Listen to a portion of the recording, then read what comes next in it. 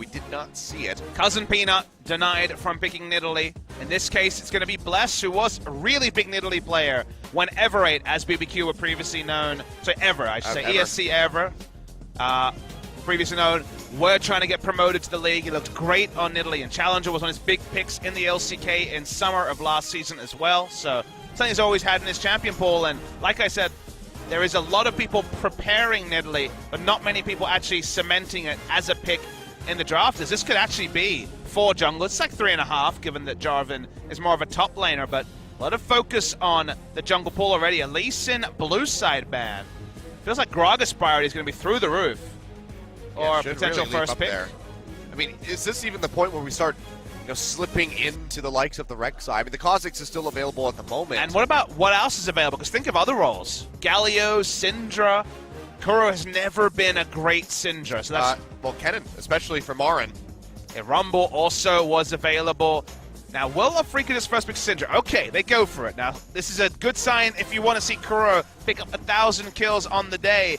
But historically, it has been a poor pick for Kuro. In his career, 5-11, less than a 1-3 win rate on the Syndra. Let's see if he's been working on it. Crown was able to pull that off, but it feels like Kuro has never really challenged expectations on picks that he hasn't been strong on. He never turned around the Azir. He so far has not been able to turn around the Syndra. Feels like the first 2 games of Kuro on a new champion, you can pick up very clearly, is it a Kuro champion or is it not? Think back to as recently as the mid lane Talon, where very quickly you could see, yes, he is going to be able to pull off the Talon.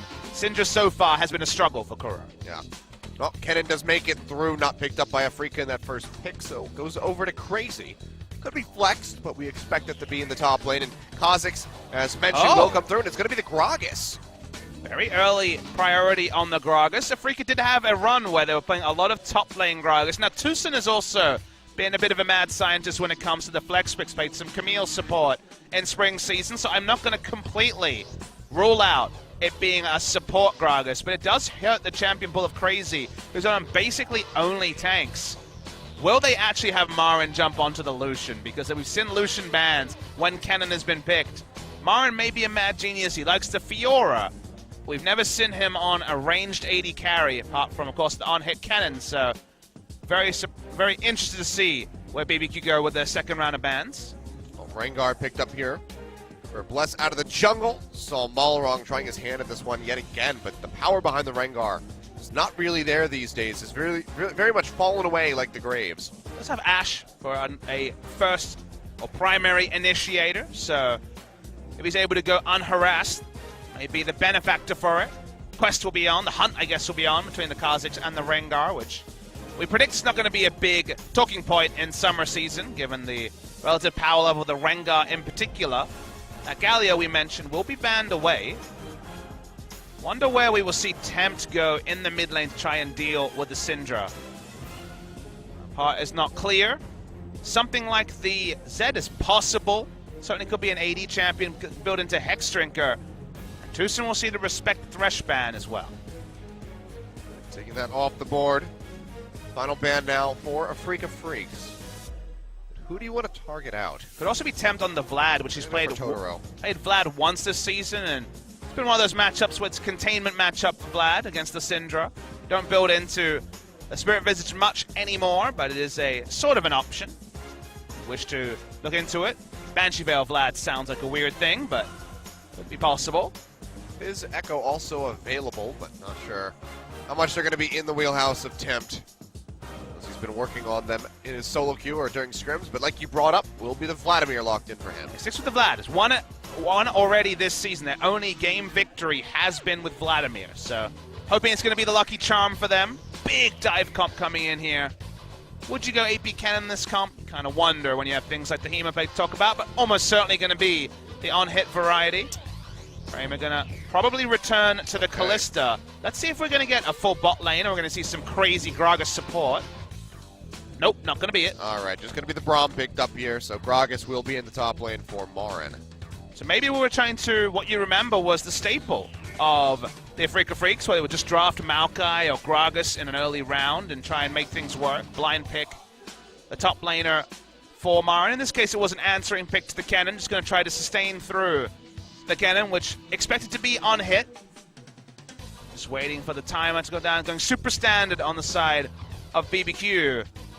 Bless to me is the big variable to be considered here. To some degree, Ghost as well, but if Bless can get a good jungle route, get to level 6 early, take down the Syndra and allow Vladimir to get levels, you have to like a lot of what BBQ has put together when it comes to the team fight phase.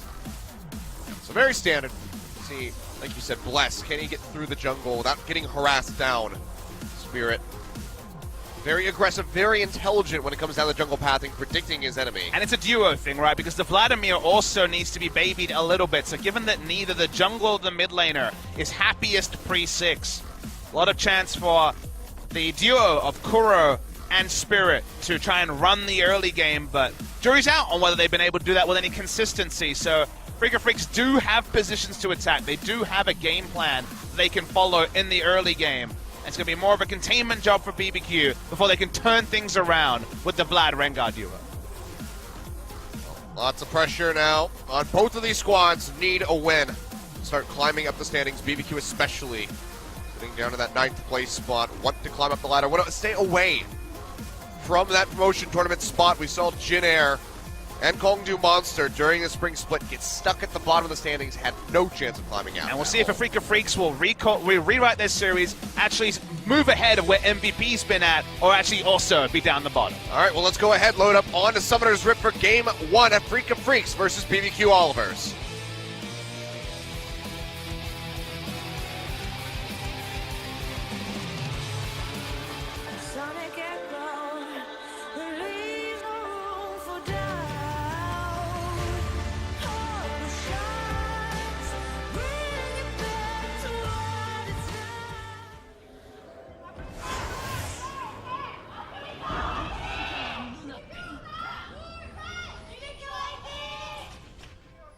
Definitely a bit of a paltry crowd there from the side of BBQ Olivers. But still in full voice, so you can't necessarily criticize them too much. BBQ needs to do some winning to get the fans to attend Achilles. No free chicken, no winning, no fans. Yep, needs something else to draw them in. But Afrika, fans still showing up here. Crazy not getting the connection on the Shuriken. They're going to get pinched on.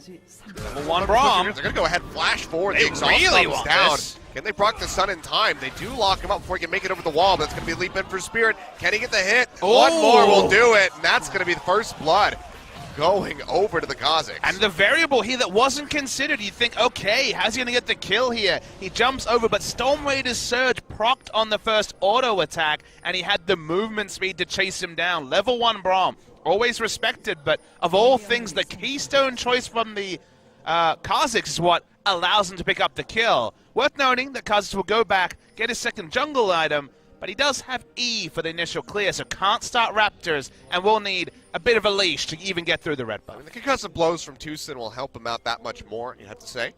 So should still be a decent start. Once he gets that level 2 rolling through, be back on pace. It's actually going to be a very delayed roam in here from the side of Totoro. Ghost is spotted out. Yeah, they do have the ward down. Mantra Q comes through. Totoro. No stacks coming through from the Braum. They're just going to go ahead and have to back off. Just trying to weaken the members of Freaka Freaks as much as possible, but they will not be delaying this Kazakhs. And you can see he's going to be walking out of the jungle, or walking through the jungle very healthily at the moment. Didn't lose anything. It's going to be really fun to track this, because when these first bloods come in, your initial thing is always, all right, big advantage of Freaka, got the first blood gold, but Tucson as a melee support is against double ranged with no summoners. That's something to work around. Also, Crazy has no flash, so will the pathing be there from Spirit to just go up top lane? You see the flash body slam from Marin, and potentially going to be killed there as well. So there's a lot of extra variables added to the game. There's also a ranged versus melee matchup in top lane, and, well, have fun, Marin. Yeah, I mean, one that they chose their way into. So, going to be a bit of a painful one there for Marin. Thought maybe we'd see even the door and shield come out for the Gragas, but I guess the innate sustain that he does have. No ward from Crazy, hasn't come back yet. Yeah, it's going to be a red buff here from Spirit as well as they start pushing forward. Crazy going to be without that flash. Body slam comes through. He's going to get locked up, and he knows that he's dead, just trying to get as many minions as he can before he goes down. But even then, it's only going to be a few, and it's a second kill on the Kazakhs. Something snowball. Something snowball indeed, but Crazy can just teleport back in with the wave at a decent spot. Teleport's very defensive. He doesn't want to die a third time. Just in case. Spirit he really wanted to teleport aggressively, but if he died a third time, then all bets are off. Yeah. So, plays it safe.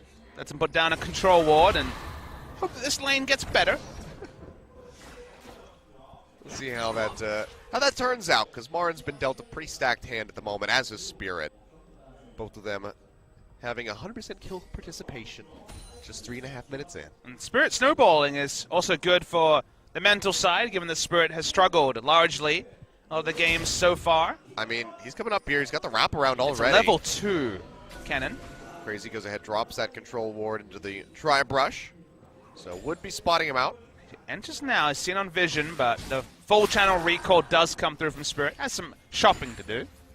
Thought maybe we'd see him take the Krugs away, but not knowing where Bless is at, wants to play it safe, doesn't want to get caught with his pants down, I guess. Not that Kha'Zix wears any pants. That's true. Kha'Zix is pantless. Are we sure that fits in our rating?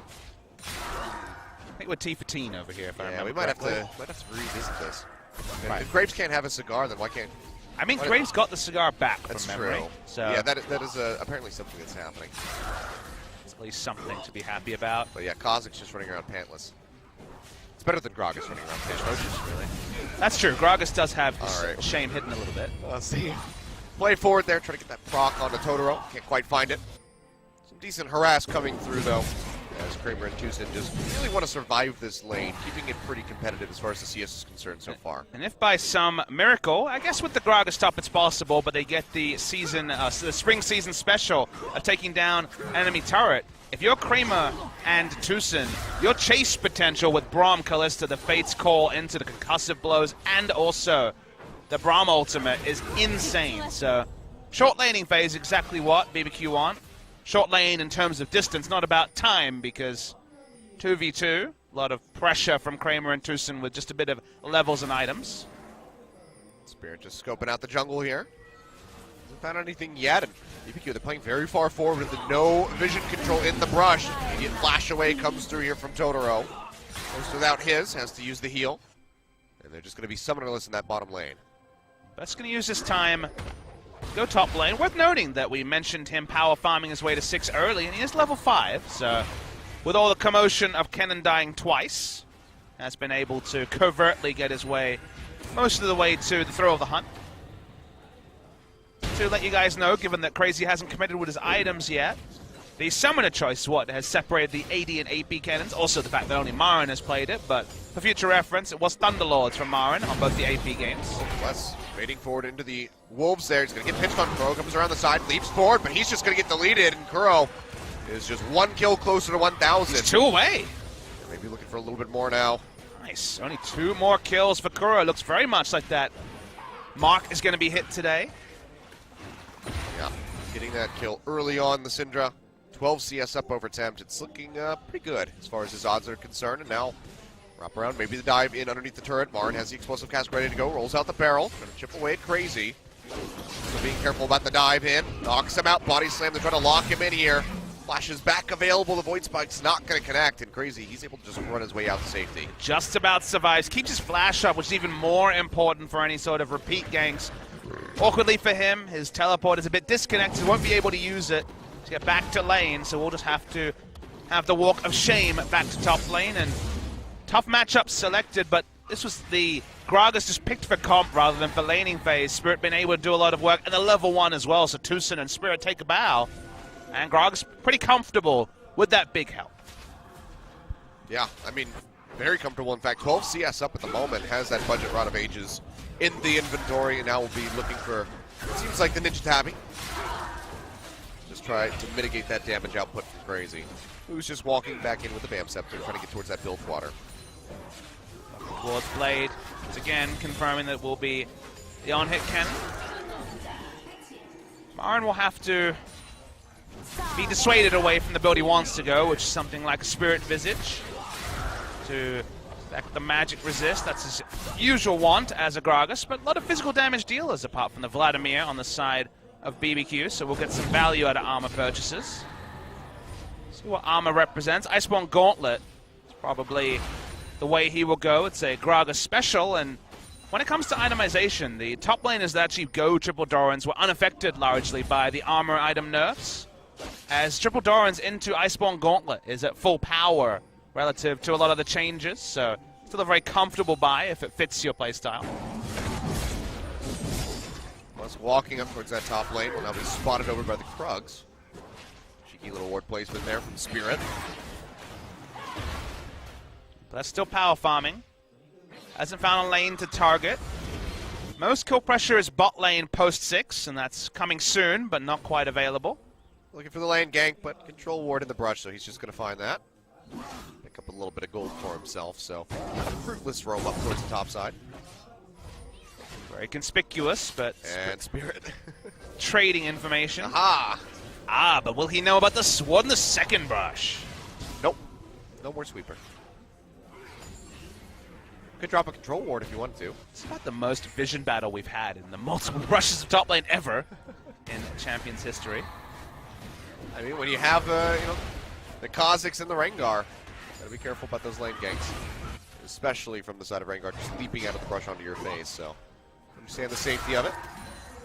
After the last round of tuning to the healing amount, which is now higher in the regular queue and not as much in the empowered queue, but higher overall. Feels like Spirit Bitch has gone away, and with the item change, probably still going to be Proto Belt from the side of Tempt as a pickup. Sorry, above the side of Tempt as a pickup, yeah, on the Vladimir.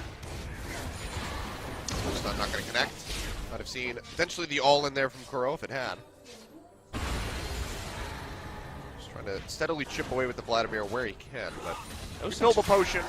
Ghost and Totoro have had to play very defensive this lane. There's a lot of respect being shown against that double range by the side of BBQ. You would have expected to see Ghost and Totoro with more options on Dust lane pressure. But with Rengar farming up, they kind of ceded lane control to allow the Rengar to farm up. And while the lane has been in a good spot for lane ganks, they noticed that Rengar's on the bottom side of the map. And every time you get advanced vision against a Rengar, it's so much more power because you have to deal with lane ganks against Rengar, which is so much less common. And thus, knowing what side the map he's on allows one side to play much safer. Still keeping things even there. The bottom lane for Kramer. Just wait for the Berserker Greaves. Gonna build up for those Ren stacks as quickly as possible. Sidestep some Ash Arrows. That as well. If possible. Also does have the poise of his passive scale with attack speed and movement speed, so you get the ability to get more fluid last hitting and the movement. The explosive cascade onto Crazy. It's a slicing Maelstrom, locks up Marin, and Bless is on the way. See how long Marin wants to stick around. Looks like he might just be content to clear out the wave. But Spirit's waiting in the wings. Flash is still available for the cannon. They did not get that blown out last time around, but the body slam forward just threatening the flash from Marin is enough to get it from Crazy. Yeah, it feels like an old Gragas interaction, but one that works in his benefit. Like you say, respecting just the body slam. Bot lane, a couple of concussive blows stacks, but Kalista still walking back to lane. Trying to chip away at the Braum where he can. Well, he is alone. And Bilgewater Cutlass on that back there for Kramer, so now has sustain to stick around in the lane, a bit more power behind those spears. Since we haven't talked about Kalista, I'll just to reframe the point I was making earlier. As you get more attack speed, the attacks come out faster. That's, of course, very standard, but it also heavily affects the amount of hopping you can do, and with flat movement speed as well, Berserker Greaves makes you a lot more reliable, both on the chase and on the kite with the Kalista. So it is a very popular choice with Kalista and Jhin to go for those boots too, to work with the passes when it comes to movement speed from both of those champions. Well, Freak of Freaks, not finding much ground as far as getting in some hits on that tier 1 turret. We'll go ahead, rotate over and start taking away that Ocean Drake. No contest here from BBQ. As they pick that one up for 3, and it's going to be Cloud following up. Just keeping things oh so interesting, Papa Smithy. Ocean Cloud has certainly been 2. Those in that order, either Ocean Cloud or Cloud Ocean, have happened in the great majority of LCK games this season. The days of double Infernal into Mountain, long gone. Yep. And yet I play solo queue, and it's just triple Infernal everywhere. How's your jungler doing in those games, Kilios? It varies. It's fair. It is solo queue. It varies very heavily. Though I love when I get auto-filled, it's excellent, because I basically only have one jungle choice, and that's Vi. Vi only? Doing your best dash impression. I'm just not very good at other junglers. I don't know if the world is ready for my Lee Sin mechanics. I don't think the world is ready for this, guys. No. I actually have rank 6 master in Lee Sin. I'm really bad. I mean, you play enough games, you'll hit rank 6 master. Yeah, that's the way. Like that guy who played several thousand games and was still in bronze. To me, it's like an extension of back in the day when I started playing, and I'm an old man, 2010 games. Whenever someone had a skin, you respect them. Like, oh, he has a skin. He's probably really good at that champ. And now everyone has skins, and it doesn't mean anything. Yeah. I feel like the rank 6 and 7 mastery emotes is like, oh, and then it's like, oh, actually no, like it doesn't mean that much. He managed to get a couple S pluses at some point. Play enough games, you'll get an S+. Hopeful words from Bob Smith. Well, slow and steady she goes. It's the very minor lead here for Afrika Freaks. Spirit hasn't really been able to gain too much else outside of those initial 2 kills. So Snowball's been slowed down, at least for the moment. Does mean that Vladimir has been able to farm his way to at least the proto belt, so the core is at least there. There is an inevitability about the late game for BBQ. It is still on-hit cannon, who's a bit undefined in team fights when it comes to impact. It's done everyone. It's done everyone once. Outside of that, Hope everyone else does the damage on your team, because you don't do a lot of it. Has to build a blade for lane, and can go situational from there. We've seen all sorts of things. Wits End, Frozen Mallet, Hurricane. Hurricane would be, that's just team fight, guys. Not really that interested in lane, so we'll wait and see which way Crazy wants to go.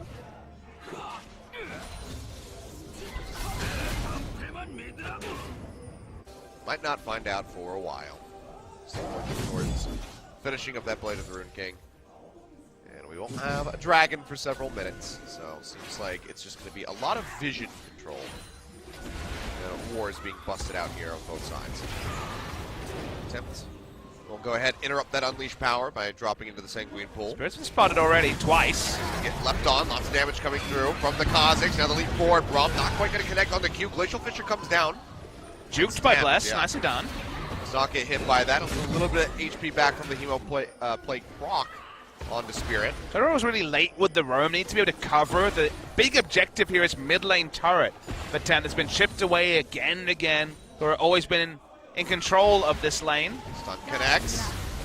Come out there from Totoro, giving him that extra little bit of mitigation as well as movement speed to keep him safe. But Kuro, 2 auto attacks it looks like. Didn't feel safe enough.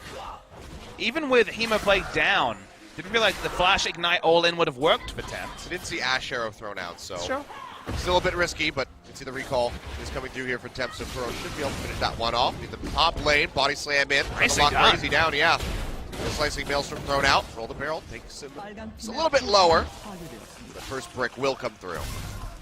Oh, but by Kuro, sending laning phase, 16 minutes to get that turret. Mostly alone. Nice body slam, there we go. Marin making things interesting off the backside of that first brick. Gets a flash body slam in for the solo kill. I mean, no one could ever take away Marin's confidence. He is a confidence player, not starting with Cole this game because he's on a Gragas, but making the sort of aggressive plays, seeing the solo kill potential, and taking first brick just as the solo kill comes in from the captain. You have to think, finally, confidence will be riding high in the Afrika camp. Yeah, stretching that gold lead even further now. 4-0 first brick in their inventory, as well as that Ocean Drake. So in a very nice spot are the Afrika Freaks. Being turned out there from Crazy yet again. Marin on the recall. See if he's going to use his to try to save it for perhaps a play down around that bottom side of the map where the turret has also been whittled away at.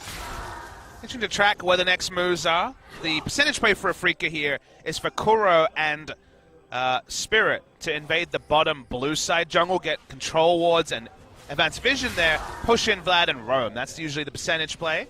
Kuro's just coming into lane right now, but they don't have jungle coverage. And while Marin has teleport, he doesn't have teleport wards either. This won't be as effective a play as it can be. Again, if they involve the jungle and invade as a unit. Things coming out around the dragon, so seems like both teams are going to be expressing a bit of interest in that Cloud Drake. Really, for the side of Afrika, it's just a nice little second stack. Pastor Kazakhs, I guess, go jungle. Iceborne Gauntlet in the end was a Frozen Heart. Just going a little bit more defensive, but getting good value. Stun connecting in on the Bless. Just chunked out a bit, but yet again, shields from the Karma going to help him stay healthy. We'll see where Marin finds a bit of offensive itemization. If he just goes full tank, as usually Iceborne Gauntlet is the one outlier in terms of offensive itemization for a top Gragas. Probably not going to be any Abyssal Scepters. It's got to help Kuro get those last 2 kills, man. Kuro will get there. His team is to win this game. Low kill so far, just 4 in 18 minutes. But with no pressure, you'd think that Afrika will pretty happily take this Drake. Looking for it. Kramer there for the backup on the Ren. We'll be able to go ahead and take that one away. Bless leaping in onto the Glissa. It was really low, but he's going to pop that Bilgewater. He's forced the flash over the wall, but he's still going to go down. Yeah, kill comes through for Kramer. And Kuro, one more to go for that 1,000 mark. Can he get it? Ghost desperately trying to run his way out of here. That's going to be the stun coming through. Can they hand it off to him? They're whittling away at him, and he's able to get it. Kuro, congratulations, 1,000 career kills. Finally got it, Kuro. Last kill onto Ghost. Kuro gets to that big mark, joining the names we mentioned earlier. Prey, one of the first to pick it up. Faker as well. Bang and score. 5th name on the list for regular season, 1,000 kills. Goes to Kuro. Champ, indeed for him. Long career for Kuro, 4 years as a pro player already. Not many people knew him before he jumped on to then the Coup Tigers right at the end of the year 2014 during the expansion tournament. Started his career on Incredible Miracle #2. I am #2, you guys will remember if you're Champions, long-time viewers. Then was on Najin Blacksword for a long while. But his time on the Coup Tigers, GE Tigers, Huya Tigers, Rocks Tigers, all them damn Tigers is where he made his name. Was never the true star of the team. Often you could have said 4th or 5th name on the team when it came to having some very illustrious teammates. But he always had very high KDAs. He used to clean up team fights especially. Laning phase sometimes struggled, but no one can take away the 1,000 kills regular season mark. And Kuro's still hunting for Worlds. May have to be through something like the Gauntlet right at the end. After the playoffs, you know, that Gauntlet for Worlds to get there as Afrika Freaks don't seem like they're going to be good enough to actually win the season. But Kuro's still enough. Regional qualifier certainly could be a possibility for the Afrika Freaks. Time will certainly tell as we keep going on, but for now, Afrika on pace for a perfect game. Well, 6,000 gold up, and just yet again taking another turret as they whittle away at this one. 3 numbers towards the top side about 3-4 as Temp drums his way up. Kramer just going to get a final couple hits in. A lot of respect being shown to Kramer. He's don't have positioning on Braum. You're right. He's going to basically face tank. It was only a couple of hits. Tucson had pulled out already, but he's got the Bork, so he's fine. We're actually on perfect game course here, Kilios. Yeah. A perfect 21 minutes, at least. It's been really good so far for Afrika. Next big thing for them, likely going to be that. Oh, well, I was going to say the Infernal Drake, but in fact, it's going to be a lot of Baron pressure. Remember, they have Callista to secure. Spirit can do a lot of damage. Spirit's itself. showing away from the pit. Yep. There's no vision inside for BBQ, so they're just now going to find out about it. Yeah, 5,000 HP. I think they're going to burn it, Achilles. I mean, look at Bless. He's nowhere nearby. It'd be a miraculous seal by somebody. They're not going to find it. Astro connects on the Tucson, but that's about it. Baron, 21.5 minutes coming through for Afrika Freaks. Big burst of gold for them. Now 8,000 in the lead.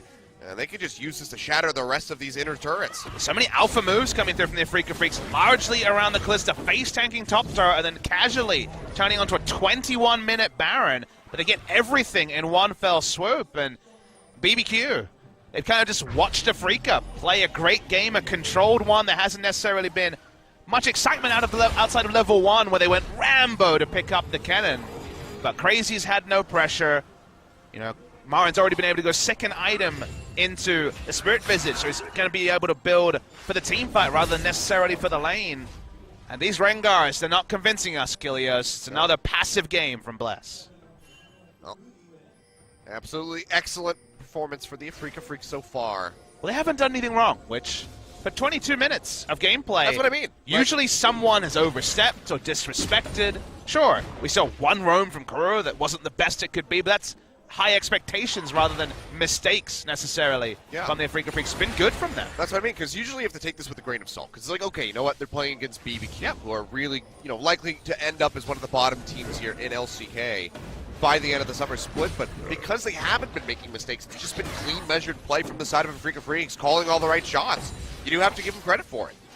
Because it's kind of been their Achilles heel. Afrika Freaks have made a lot of mistakes this year. Shot calling falls apart when they start losing. There's a lot to criticize them about in that regard, but so far this game been clean. There's the Unbreakable stopping the Ash Arrow. Maybe any impact. Juicin not going to take any damage from that one. There's no capitalization, so Afrika Freaks just keep postured forward here in this mid lane. That turret, a couple more seconds of alone time with Kramer will be taken out. We know Kramer's going to walk up. We've been watching this series. So he's going to go ahead and take this one out. And how long do they just want to keep this ball rolling? Seems like they want to go straight in for the inhib turret. Crazy pinching in from the sidelines as the slicing maelstrom ready to go. The emo play comes down. And just 4 members, everybody but Kuro. There seems to be a dissuading Hemoplague, and they need that for an engage. They're so far behind, almost 10,000 already. I guess maybe an engage was never going to come, but Afrika's going to wait for the next minion wave and keep going. I mean, I thought that was going to be the surefire moment there for Crazy to dive in with the flash and the slicing maelstrom. Have that amplified damage coming through and just try to lock somebody up so the rest of the team can scoop up the kills, but instead they're just going to go ahead and sacrifice this inhib turret at the inhibitor. 24.5 minutes, and Afrika Freaks setting a very fast pace, nearly 10,000 gold up. We have our second perfect game of the season. It's looking more and more like that, Achilles. Yep, explosive cast going to come through, knocks away Bless for the moment. Lauren takes a bit of damage, but still not in danger of going down, so the perfect game is still possible. Certainly, with more, it seems in arm's reach, honestly, because where Afrika goes, so far objectives and thus win conditions have been capitalized upon. BBQ took the risk with the Rengar and Vlad and saw late game as somewhere they could get to, but achieving late game is seeming impossible at this point. Basically everyone, at least half an item, in some cases an item short of their opposite numbers. And even Hemoplague is only being used to hope that the team pulls away rather than actually provoke a fight. Yeah, I mean, you can see Afrika, they're just going to ignore this Infernal Drake for now, push up, try to take this outer turret in the bottom side of the map, or this inner turret rather in the bottom side of the map, and then just be able to peel back, get the Infernal, have that little buff come through. And BBQ just have to scatter.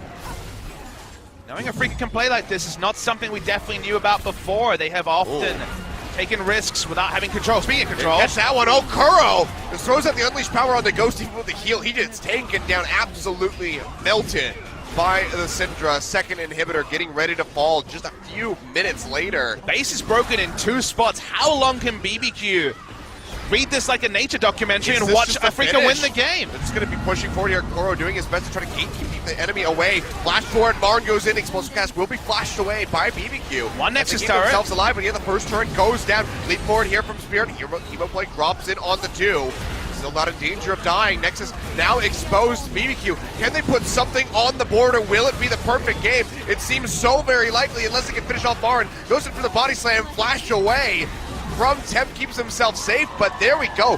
26.5 minutes. One of the most concise games I've seen in a very long time. Perfect game to Afrika Freaks. Yeah, second perfect game of the season. First recipients of that, Katie Rolster. Second recipients of that are the BBQ Olivers. Very different situations for these two teams. Kuro with a lot to celebrate. Great performance on the Syndra, rewriting his historic record on that team while also building history by hitting 1,000 kills, taking down Ghost. Memorable game in many ways, but to me, the big thing to take away is that Afrika had an early game plan, stuck to it, didn't make mistakes going into it, and you can talk about the level of opposition. You made this point during the game, but so often it seems like Afrika have their hand forced by their own mentality and by the enemy team and waver when they have a clear plan. That didn't happen here, and it's a data point that Afrika executed cleanly, made little to no mistakes, and come away with a perfect game. Yeah, really strong stuff, and I mean, this might just be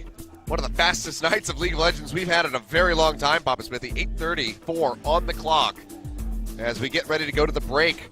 And this could just be another 2-0 finish. I just want to see BBQ draft more engage, draft earlier game comps, and try to fight Afrika, because there's nothing more depressing than watching a team just roll over and die. Yeah.